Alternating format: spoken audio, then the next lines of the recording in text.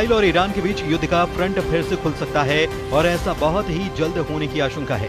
Tehran में भारतीय दूतावास ने भी सलाह जारी की है और कहा है कि इस वक्त ईरान की गैर जरूरी यात्रा करने से बचा जाए और ईरान में जो भारतीय मौजूद हैं वे भी चाहें तो विमानों से लौट सकते हैं। ईरान की मिसाइल फिर तैयार है, किसी भी वक्त लॉन्च करने का ऑर्डर जारी किया जा सकता है, जो ईरान से आसमान की तरफ बढ़ेंगी और इसराइल पर कहर बनकर टूटेंगी।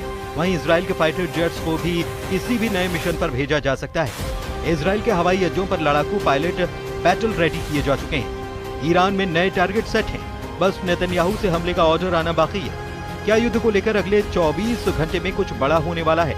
क्या 48 घंटे में नेतन्याहू कोई बड़ा फैसला करेंगे और 72 घंटे में ऑपरेशन तेहरान लॉन्च कर देंगे?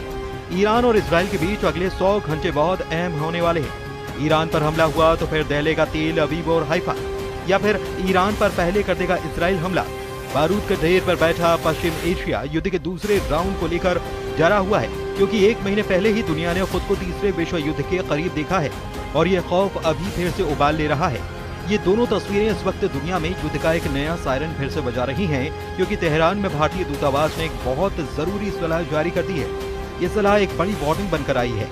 भारतीय दूतावास ने ट्वीट करके लिखा है कि पिछले कई हफ्तों में सुरक्षा संबंधी हालात को देखते हुए भारतीय नागरिकों को सलाह दी जाती है कि वो ईरान की गैर जरूरी यात्रा करने से पहले मौजूदा स्थिति जरूर देखें, हर घटनाक्रम पर नजर रखें और भारतीय अधिकारियों की सलाह को मानें। अब ट्वीट के मायने क्या हैं? इसके मायने हैं कि ईरान जाने से बचिए, ईरान में हो तो लौट जाइए, क्योंकि ट्वीट में आगे लिखा है कि जो भारतीय नागरिक पहले से ही ईरान में हैं और वहां से जाना चाहते हैं तो मौजूदा विमान सेवाओं का इस्तेमाल कर सकते हैं। ईरान और इसराइल के बीच तनाव को देखा जाए तो भारतीय दूतावास की सलाह को अंग्रेजी में कहा जाए राइटिंग ऑन द वॉल, यानी कि बहुत बुरा होने का अंदेशा है, कुछ ऐसा जिससे बचना चाहिए। ईरान के सर्वोच्च नेता अली खामनेई का कहना है कि ईरान दुश्मन के सामने कभी कमजोर नहीं रहा, क्योंकि हमारे पास हर जरिया और तर्क है, हमारे पास ताकत है, कूटनीति और फौज में भी। जब हम दुश्मन के घर पर हमला करेंगे तो पूरी ताकत से करेंगे। ये एक सच है कि ये देश और यहाँ की सेना को यकीन है कि हम अमेरिका और उसकी पालतू ज़ोइस्ट हुकूमत का मुकाबला कर सकते हैं। ये ईरान की बहुत बड़ी खासियत है। अब सवाल है कि ईरान में ऐसा क्या होने जा रहा है जिससे न सिर्फ भारत को बल्कि दुनिया को अलर्ट रहना चाहिए। पिछले 1 महीने के दौरान पूरी दुनिया ने अमेरिका के B-2 बॉम्बर का सबसे खतरनाक मिशन देखा, दुनिया का सबसे खतरनाक बम गिरते देखा, ईरान के परमाणु कार्यक्रम को मिटते हुए देखा। इससे पहले ईरान में फौजी कमांडरों का जनाजा देखा है, ईरान की मिलिट्री लीडरशिप को एक ही दिन में खत्म होते देखा है। लेकिन इस हमले के बाद ईरान का गुस्सा भी देखा है। खामनेई का गुस्सा मिसाइल बनकर इसराइल पर टूटा, इसलिए दुनिया ने इसराइल के शहरों पर ईरान की मिसाइलों को गिरते देखा, तेल अवीव और हाइफा को जलते हुए देखा, इसराइल के मिसाइल डिफेंस को फेल होते हुए भी देखा। ईरान एक तरफ और दूसरी तरफ ट्रंप और नेतन्याहू की जोड़ी जो मिलकर ईरान पर टूट पड़ी, लेकिन 12 दिन चले युद्ध के बाद दोनों तरफ से सीज फायर कर दिया गया।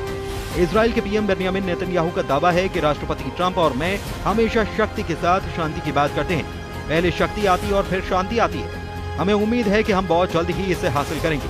अभी ईरान में क्या मूड है और भारतीय दूतावास ने ईरान के रुख को लेकर क्या समझा है, इसे और बेहतर तरीके से ईरान के रक्षा मंत्री के जरिए समझा जा सकता है। ईरान के रक्षा मंत्री ब्रिगेडियर जनरल अजीज नासिरजादेह ने कहा है कि मौजूदा सीज फायर कब तक टिकेगा नहीं पता। ईरान को इसराइल पर जरा भी भरोसा नहीं है और ईरान किसी भी हमले के लिए तैयार है। तुर्की और मलेशिया के रक्षा मंत्रियों से फोन पर बातचीत में नासिरजादेह ने कहा कि ईरान युद्ध नहीं चाहता, लेकिन उसकी तैयारी पूरी है। ईरान और इसराइल एक दूसरे को अपना सबसे बड़ा दुश्मन मानते हैं, दोनों ही एक दूसरे पर यकीन नहीं करते और 13 जून को हुए हमले के बाद ईरान के पास तो इसकी वजह भी है कि वो इसराइल की तरफ से किसी भी बात का भरोसा न करे। इस युद्ध को शुरू करने से पहले नेतन्याहू ने अपने 3 लक्ष्य फाइनल किए थे और इन्हीं लक्ष्यों को लेकर उनके कमांडर्स ने पूरे युद्ध का प्लान तैयार किया था। हर हमले, हर स्ट्राइक मिशन और इसराइल के हर बम पर नेतन्याहू के यही लक्ष्य निर्धारित किए गए थे। पहला मकसद ईरान के परमाणु कार्यक्रम को जड़ से उखाड़ देना, उसे पूरी तरह से खत्म कर देना। क्या ऐसा हुआ? 400 किलो संवर्धित यूरेनियम को लेकर अब भी सवाल खड़े हो रहे हैं, इसलिए ये मकसद नाकाम हो गया। इसराइल का दूसरा मकसद ईरान के मिसाइल जखीरे को मिटा देना, लेकिन ईरान के कमांडर्स दावा कर रहे हैं कि उनके पास इतनी मिसाइलें हैं कि ईरान 2 साल तक लगातार युद्ध लड़ सकता है, इसलिए ये मकसद भी फेल हो गया। इसराइल का तीसरा मकसद ईरान में बगावत करवाकर तख्ता पलट करना, लेकिन अली खामनेई अब भी ईरान के सर्वोच्च नेता हैं और ईरान की मिलिट्री लीडरशिप भी कायम है, यानी इसराइल के तीनों मकसद नाकाम साबित हुए। यही वजह है कि नेतन्याहू और उनका वॉर कैबिनेट कुछ बड़ा करना चाहता है। इसका दावा ईरान की तरफ से बार बार किया जा रहा है। और यही दावा है जिसे लेकर ईरान पर इजराइल के हमले का खतरा मंडरा रहा है। लेकिन 12 दिन के युद्ध के दौरान इजराइल पर ईरान की जितनी मिसाइल गिरी, ऐसे हर धमाके ने इजराइल के मिसाइल डिफेंस सिस्टम का पुर्जा ढीला कर दिया। तेल अवीव से लेकर हाइफा और अशदोद से लेकर बेन गुरियन हवाई अड्डे तक हर मिसाइल हमले ने नेतन्याहू को ईरान पर नया प्लान बनाने के लिए मजबूर कर दिया। यही वजह है कि नेतन्याहू ने ईरान को घेरने के लिए अब नई योजना तैयार की है। नेतन्याहू ने कहा है कि ईरान के मिसाइल कार्यक्रम पर रोक लगनी चाहिए और उसे 480 किलोमीटर से ज्यादा रेंज की मिसाइल नहीं बनाने दी जानी चाहिए। मतलब साफ है कि नेतन्याहू ईरान के उन मिसाइलों से घबरा गए हैं जो 1500 किलोमीटर या उससे ज्यादा की रेंज रखती हैं, क्योंकि ईरान और इजराइल की दूरी भी 1500 से 1800 किलोमीटर की रेंज में है। यही वजह है कि नेतन्याहू चाहते हैं कि ईरान के पास 480 किलोमीटर की रेंज वाली मिसाइल हों ताकि वो इजराइल तक ना पहुंच पाए। 13 जून 2025 को जब ईरान पर हमला हुआ तब उसकी खुफिया एजेंसियों से लेकर इजराइल को रोकने वाले हर प्लान की पोल खुल गई थी। इजराइल के फाइटर जेट्स को रोकने वाली कोई ताकत ईरान में मौजूद नहीं थी।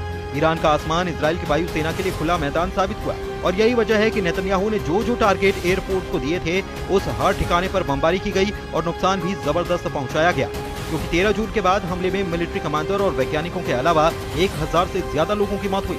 लेकिन 12 दिन के युद्ध में दोनों तरफ से एक दूसरे पर हमले हुए। हमले दिन रात हो रहे थे। एक तरफ से फाइटर जेट तो दूसरी तरफ से बैलिस्टिक मिसाइल दागी गई। एक तरफ नेतन्याहू ने कमान संभाली जिसमें अमेरिका से भी पूरी मदद थी, तो दूसरी तरफ ईरान के सर्वोच्च नेता अली खामनेई ने मोर्चा संभाला और तमाम मिलिट्री लीडरशिप खत्म होने के बाद फौरन सेना की कमान नए कमांडर्स के हाथों में थाम दी और फिर 12 दिनों तक ईरान ने बता दिया कि इजराइल की शुरुआती स्ट्राइक के बाद उसकी मिसाइल पावर बरकरार है। तेल अवीव से लेकर हाइफा तक दुनिया ने ईरान के मिसाइल हमलों को देखा है, जमीन पर तबाही देखी है, बड़ी बड़ी इमारतों को खत्म होते देखा है और ये तस्वीरें नेतन्याहू की कमांड सेंटर से लेकर व्हाइट हाउस में भी देखी गई। इसलिए ट्रंप ने भी कहा है कि ईरान और इजराइल दोनों को इस युद्ध में नुकसान हुआ है और इजराइल ने भी बड़ी चोट खाई है। नेतन्याहू ने अब ईरान के लिए 480 किलोमीटर रेंज वाली मिसाइलों की शर्त रखी है। नेतन्याहू की डिमांड यह है कि ईरान की मिसाइल 480 किलोमीटर से आगे न बढ़ पाए। इसे लेकर इजराइल को बैकफुट पर देखा जा रहा है और इसीलिए ईरान के विदेश मंत्री ने कहा कि इजराइल इस युद्ध में नाकाम साबित हुआ है। अरागची का मैसेज साफ है कि इजराइल 12 दिन के युद्ध में पूरी तरह से नाकाम हो गया और नेतन्याहू ने ईरान को हराने का जो प्लान बनाया था उसमें खुद इजराइल को बचाते हुए नजर आए। इसलिए नेतन्याहू को लग रहा है कि ईरान को लेकर उनका मकसद पूरा नहीं हुआ और ईरान को भी ये डर है कि एक बार फिर से इजराइल किसी भी वक्त हमला कर सकता है, जिस तरह उसने 13 जून को हमला करके तेहरान को दहला दिया था।